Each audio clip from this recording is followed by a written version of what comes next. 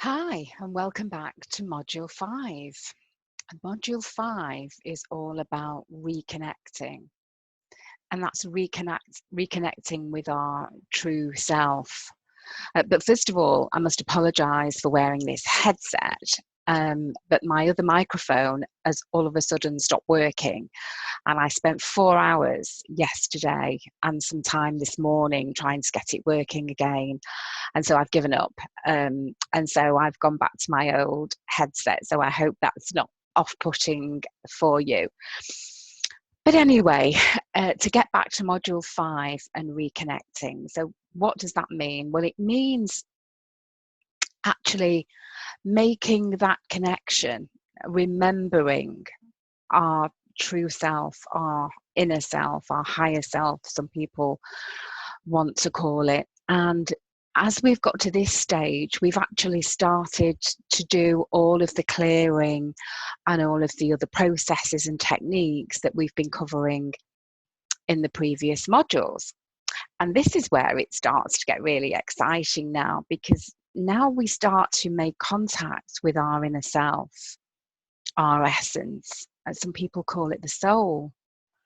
And that is vitally important, because it's through that contact, that connection with the inner self, the soul, that we actually start to get guidance from the universe or God or whatever that higher power is to you. We get guidance from that source, and we get guidance every single day, all the time. The soul is constantly trying to connect with you. But if you don't do the clearing and the other work necessary, the inner work necessary to uncover the limiting beliefs, understand the critic, and all of that kind of thing that we've been covering in the previous modules, if you don't do all that, then you don't feel, or you don't hear, or you don't receive the messages that the soul is giving you. And it gives us those messages. And those messages, when we take action on those messages, those little steps lead us to our goals, to our dreams, to fulfill our purpose in life. And so that's what we're going to talk about in a little bit more detail throughout this module. So I've got my notes here, and I have done a PowerPoint presentation. So I'm just going to try and share my screen with you so that I can talk through that, which will help keep me on track, and so I don't go waffling on about things that are unrelated, because I'm so passionate about this topic that I can do that very easily. So let's see. Okay, so here we are. So reconnecting with who you are, beginning the journey back to wholeness. And so that's what reconnecting with your true self is. We begin that journey back to our essence, and we integrate all the parts of ourselves that have been hidden in the shadow. And I know we talked about the shadow in an earlier module. But let me ask you, are you over-identified with your story? And as I said, we all have a story. We've all had a life, and things happen to us up to this point. But despite what many women believe, we're not our story. That's only a very small part of who we are.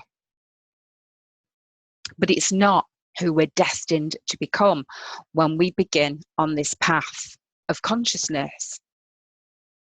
And our past does not have to influence our future unless we let it. And your story is everything that happened to you throughout your life. If you came from a broken home, or if you had a difficult childhood, or perhaps one of your parents was an alcoholic or something like that, You can identify with that, and perhaps you blame yourself on some level, and you see that that is your story, but you see that as your life, and that is all you are. But that is absolutely not true. You're so much more than that. Who you are at your core is who you really are. Your true being, your multidimensional self. And that self has been buried and fragmented due to the wounds and trauma and suffering that you've endured throughout your life. And to reconnect with this part of yourself is what this journey of transformation is all about. We want to shed all of the old stories and limiting beliefs. And we've been doing that up to this point. We need to reconnect to wholeness, because your true self, your essence, is there. It's hiding underneath all of that dense and negative energy, disguised in the shape of sadness, pain, and fear. And every time we're faced with some kind of trauma, the experience of this gets stored and trapped in our body, in our energetic body, because we have an energetic body as well as a physical body. And just like a big dark cloud, as we begin to realize that we're not our story, our limiting beliefs start to disperse and the dark clouds start to disappear to allow the light to shine through.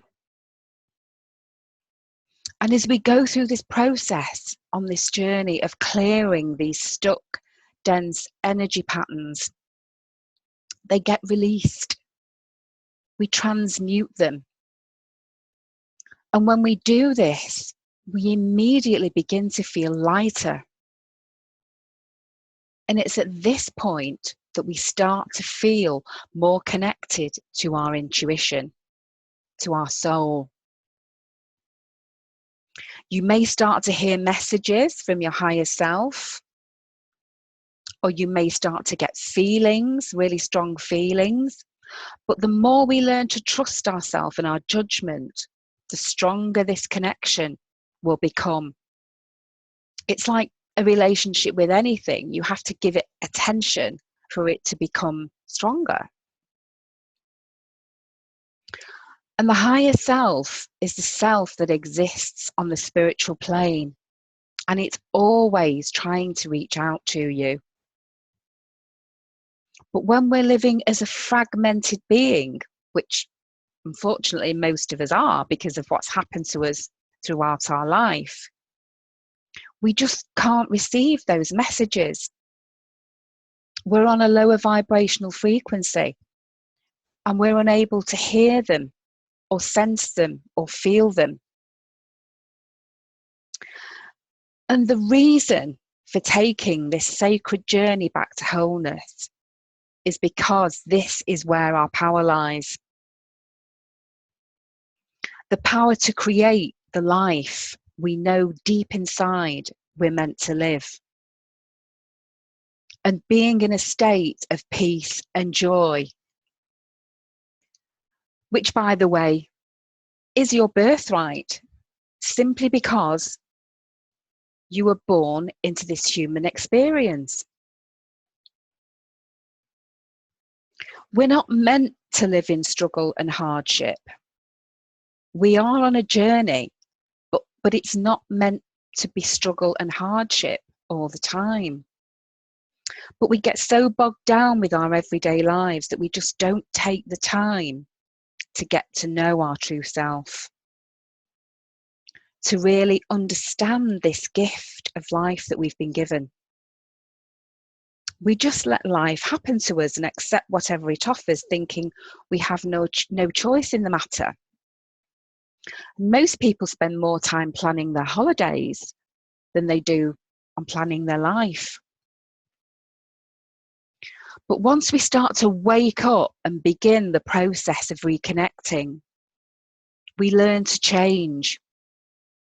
And as we start living from that place of connection with our inner being, every aspect of our life becomes easier. It becomes smoother. It's less hassle. It's more peaceful. And that's what it means when we say, or when we hear the phrase, being in the flow. We're in the flow of life. And life is supposed to flow. Like water, like, if you watch nature, like a river, the river just flows along. And when we're in that flow, we're connected to our source, either consciously or unconsciously. But you'll find that your life just works so much better. The information I'm sharing with you in this course isn't new information, but it's my mission to inform you of the power that's available to you so that you can start to change your life. And we have so much power over our life. Even if you think you don't, you do. You have all the necessary means to create. And we as women are creators. We were created to create. And I want to help you to tap into that power that resides inside you. And the foundation of that power for women is actually in the womb. For thousands of years, indigenous tribes and shamans all over the world have known that the womb is the seat of great power for women. But in modern times, this information has been lost. But recently, I have noticed a resurgence, and many books are now being written on that very subject. Women hold their creative power and their intuition in the womb. This pulse of life is within all women, and whether or not you still have a physical womb is irrelevant, because the energy and power remain in that space.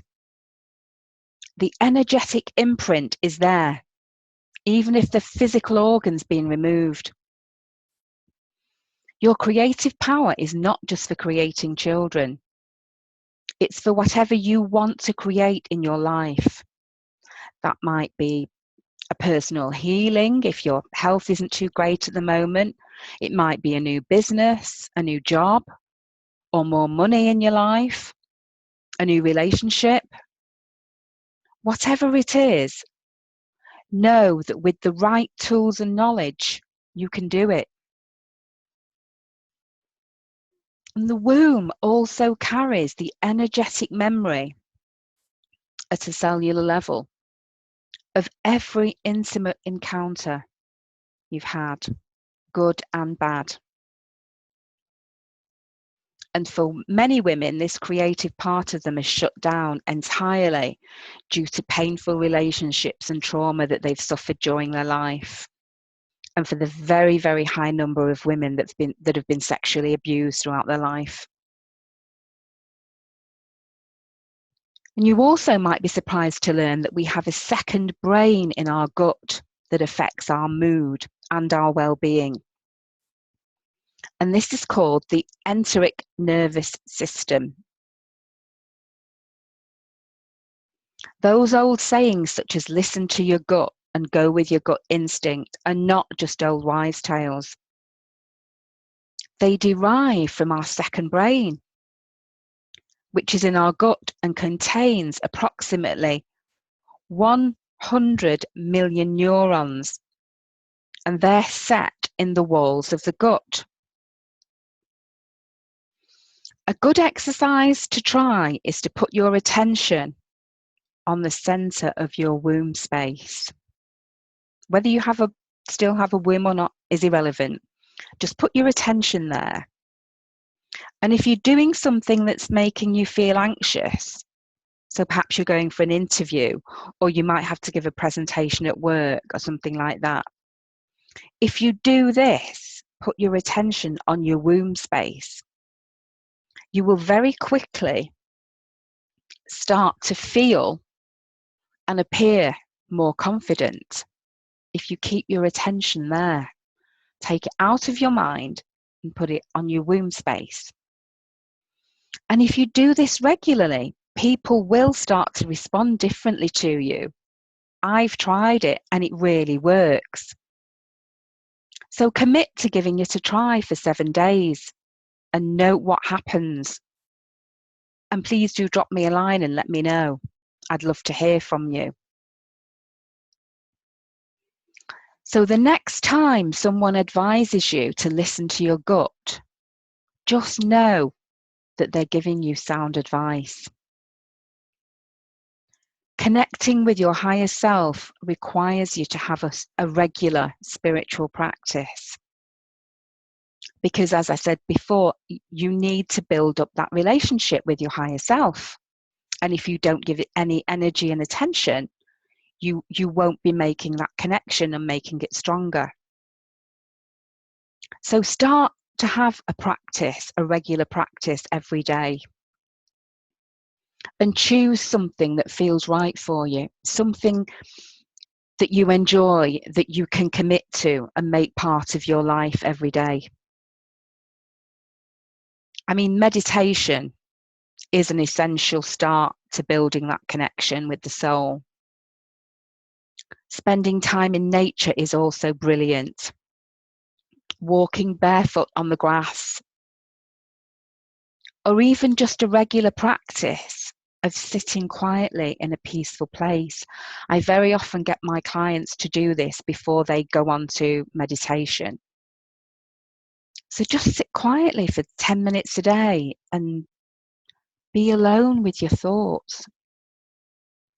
So many people are afraid to do that. That's why they have all TV and noise and radio, because it distracts them. It's a distraction from what's going on in your mind.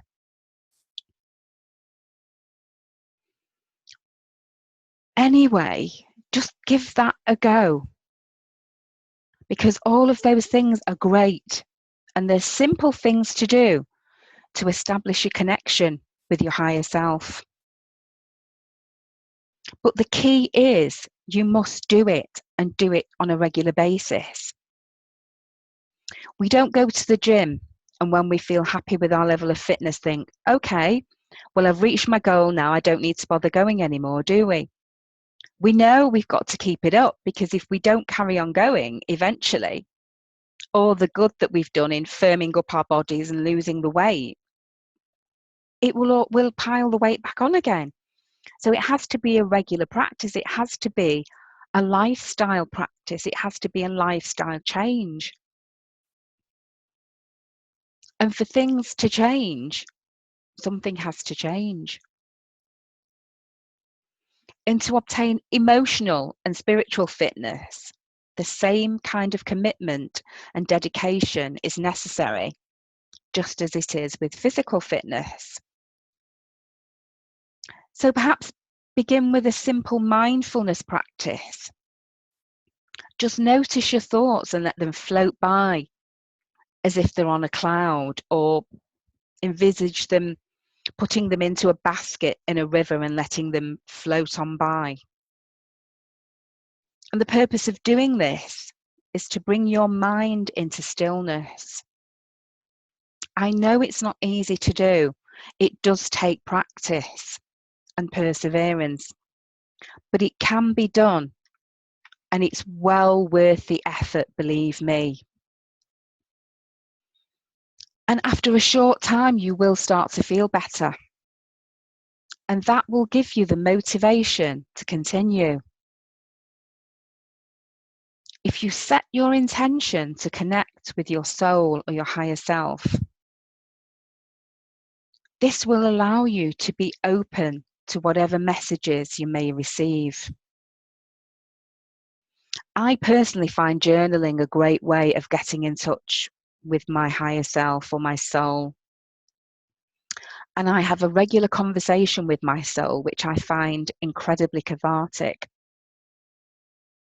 And it gives me a real feeling and sense of peace and clarity.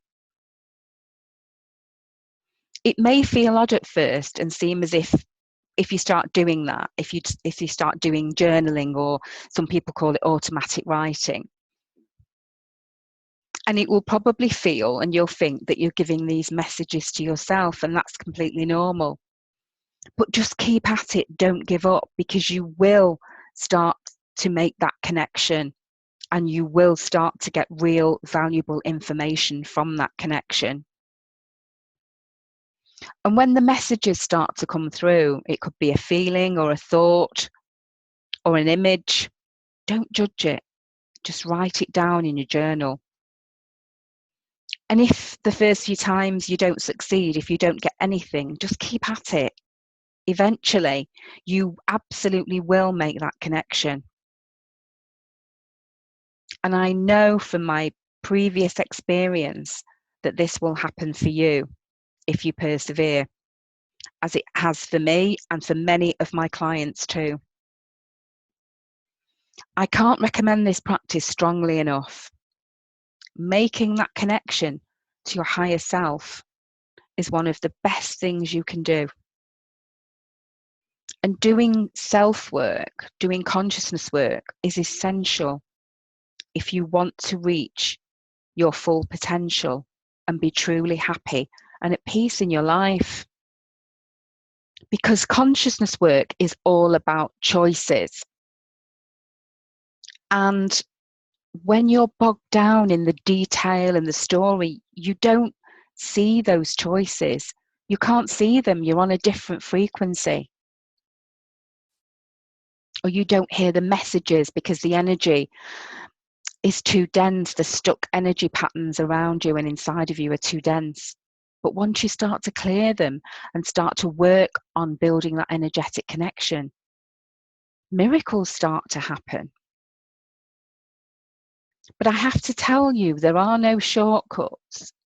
It does take work, but it doesn't have to take a long time either. The key is just to get going, make a start, and keep at it. So I really invite you to take that first step, and I promise you, you won't regret it. And that's why you're here, obviously. You want change. You want to understand how to create this change in your life. And you've chosen this course for a reason. And it's because it's part of your soul's journey to learn the lessons you came here to learn and to connect with your inner self. And when you do that, you can rest in the knowledge that you're truly on the right path. And you will know, you really will know that with every fibre of your being. And I'd like to read this quote to you that I absolutely love. And it's so true. And it's this: when your faith becomes stronger than your fears, then your dreams can become a reality. And that's by Billy Cox.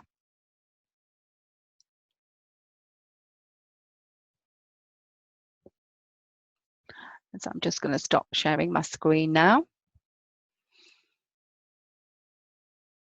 And so let me ask you, what are you most committed to? Are you most committed to your dreams? Or are you most committed to your fears and your doubts? Just ask yourself that question and decide. And your actions, your daily actions, the things you do every day, will tell you which one you're most committed to, whether it's your dreams or your fears.